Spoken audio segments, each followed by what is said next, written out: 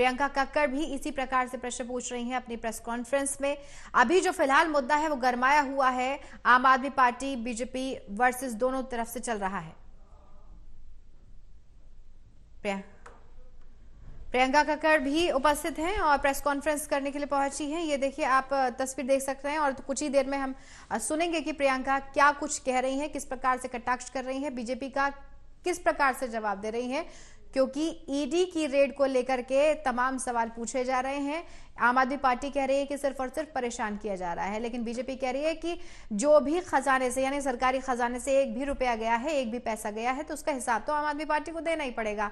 अब मीनाक्षी लेखी कह रही हैं कि आतिशी इधर उधर की बातें तो बहुत करती हैं, लेकिन ये नहीं बता रही हैं कि आखिर सीएम जो हैं वो कब ईडी के सम्मुख पेश होंगे। वो इतने सारे प्रश्न जो हैं उनके जवाब कौन देगा। अगर आपने कुछ किया नहीं है, आपने कोई भ्रष्टाचार नहीं किया है, आप शुरुआत से ही कहते हैं कि हम कट्टर ईमानदार हैं, लेकिन आप इस तरह से बचते रहते हैं सवालों से, तो ऐसे कैसे चलेगा? आपको जवाब तो देना ही होगा। वीडियो और ऑडियो के तहत रिकॉर्डिंग हुई थी, उसके बिल्कुल विपरीत ईडी ने रिटर्न में बयान सबमिट किए कोर्ट में।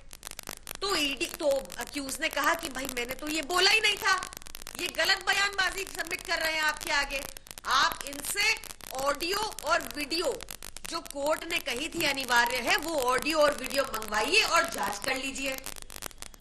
जब ये हैरानी की बात है कि जब कोर्ट के समक्ष वो ऑडियो वीडियो रखे गए तो उसमें ऑडियो ही गायब थी। ऑडियो और वीडियो जो कोर्ट ने कही थी अनिवार्य है, वो ऑडियो और वीडियो मंगवाइए और जांच कर लीजिए। जब ये हैरानी की बात है कि जब कोर्ट के समक्ष वो वीडियो रखे गए तो उसमें ऑडियो ही गायब थी। ऑडियो ही गायब थी और ईडी अपनी मर्जी का बयान रख रही है कोर्ट के आगे। कोर्ट ने खूब फटकार लगाई ईडी को, जबरदस्त फटकार लगाई और 7 फरवरी 2024 को ईडी से इस मामले में जवाब भी मांगा है। पर इंपॉर्टेंट ये हो जाता है कि ईडी ऐसा क्यों कर रही है, किसके कहने पर कर रही है। अगर उनके केस में इतना दम है तो उनको ये ऑडियो वीडियो टैंपरिंग करने की क्या जरूरत पड़ रही है।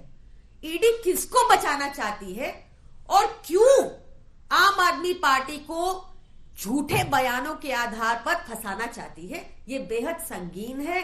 सारा का सारा केस ही फर्जी है। ना इनकी इन्वेस्टिगेशन में कोई दम, ना इनके बयानों में कोई दम, ना आज तक चवन्नी की रिकवरी हुई। बस ईडी का मेन काम रह गया है भाजपा का प्रमुख सहयोगी बनके, अलायंस बनके इलेक्शन के टाइम में एक्टिवेट हो जाना। तो ये बेहद संगीन है और ईडी को इसका जवाब देना ही होगा। Thank you. मीनाक्षी लेखी ने भी अभी आरोप लगाए हैं। उन्होंने कहा है कि आप लोग ड्रामा कर रहे हैं, भ्रष्टाचार को जोर चल रहा है, ड्रामा घनघोर है, पब्लिसिटी और ड्रामा आप लोगों की तरफ से किया जा रहा है। और ये पूछा है कि अरविंद केजरीवाल कब ईडी के सामने पेश होंगे। हमने कोर्ट के आगे कल एक अर्जी दी है जिसमें हमने सारे बयानों की ऑडियो और वीडियो दोनों मांगा है। जैसे ही वो मिलेंगे हमें, हम उसकी भी जानकारी आपको देंगे। जहां तक अरविंद केजरीवाल जी का ईडी के समक्ष पेश होने की बात है, तो वो मामला अब कोर्ट में है।